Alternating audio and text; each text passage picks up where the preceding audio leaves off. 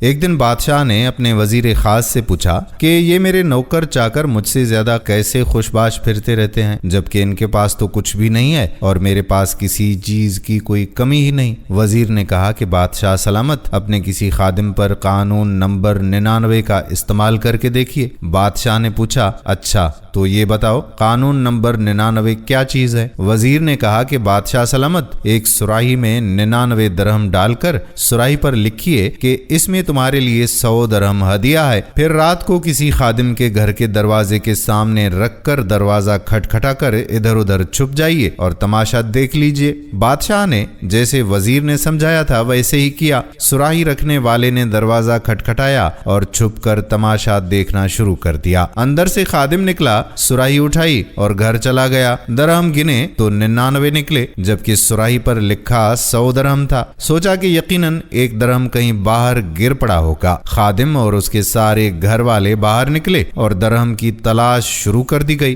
ان کی ساری رات اسی تلاش میں گزر گئی۔ خادم کا غصہ دیدنی تھا، کچھ رات صبر اور باقی کی رات بک بک اور جھک جھک میں گزر گئی۔ خادم نے اپنی بیوی بچوں کو سخت سست بھی کہا کیونکہ وہ درہم تلاش کرنے میں ناکام رہے تھے۔ دوسرے دن یہ ملازم محل میں کام کرنے کے لیے گیا تو اس کا مزاج مکدر تھا، آنکھوں سے جگراتے، کام میں جھنجھلاہٹ، شکل پر افسردگی عیاں تھی۔